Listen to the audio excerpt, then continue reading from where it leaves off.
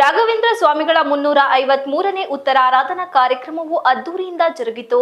ಚನ್ನರಾಯಪಟ್ಟಣ ಗಾಂಧಿ ಸರ್ಕಲ್ನಲ್ಲಿರುವ ರಾಯರ ರಂಗ ಮಂದಿರದಲ್ಲಿ ಆಗಸ್ಟ್ 22ರಂದು ಗುರುವಾರ ಬೆಳಿಗ್ಗೆ ರಾಯರಿಗೆ ಪಂಚಾಮೃತ ಅಭಿಷೇಕ, ವಿಶೇಷ ಅಲಂಕಾರ, ಲಲಿತಾ ಸಹಸ್ರನಾಮ, ವಿಷ್ಣು ಸಹಸ್ರನಾಮ ಪಾರಾಯಣ ಸೇರಿದಂತೆ ವಿಧಿವಿಧಾನಗಳೊಂದಿಗೆ ಶ್ರೀ ರಾಘವೇಂದ್ರ ಸ್ವಾಮಿಯವರ ಉತ್ತರಾರಾಧನೆಯನ್ನು ನಡೆಸಲಾಯಿತು. ರಾಯರ ದರ್ಶನಕ್ಕೆ ಬಂದಂತಹ ಎಲ್ಲ ಭಕ್ತಾದಿಗಳಿಗೆ ಮಂತ್ರಾಲಯದಿಂದ ತಂದ ಪರಿಮಳ ಪ್ರಸಾದವನ್ನು ನೀಡುವ ಮೂಲಕ ರಾಘವೇಂದ್ರ ಸ್ವಾಮಿಗಳ ಅವರ ಜೀವನ ಚರಿತ್ರೆಯ ಬಗ್ಗೆ ಮಾತನಾಡಿ, ಶ್ರೀ ರಾಘವೇಂದ್ರ ಸ್ವಾಮಿಗಳು ಸಮಾಧಿ ಪಡೆಯುವ ಮುನ್ನ ತಮ್ಮ ನಿತ್ಯದ ವಿಧಿವಿಧಾನಗಳನ್ನು ಅನುಸರಿಸಿ ಭಕ್ತರಿಗೆ ತಮ್ಮ ಕೊನೆಯ ಪ್ರವಚನವನ್ನು ನೀಡಿದರು. ಈ ವೇಳೆ ಅವರು, ನಾನು ನನ್ನ ದೇಹವನ್ನು ಮಾತ್ರ ತ್ಯಜಿಸುತ್ತೇನೆ, ಎಲ್ಲರ ಯೋಗಕ್ಷೇಮವನ್ನು ಕಾಪಾಡಲು ಭೌತಿಕವಾಗಿ ಇರುತ್ತೇನೆ ಎಂದು ಹೇಳಿದ್ದಾರೆ.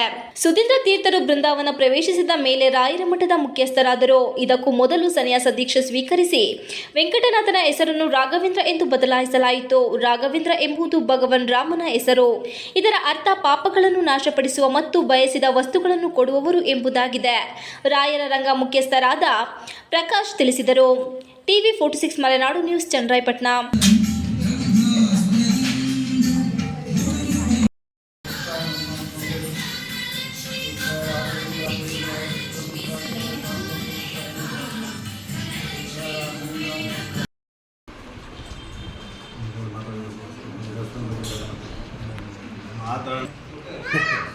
ತುಂಬ ಅದ್ಭುತವಾಗಿ ಮಾಡಿದ್ದಾರೆ.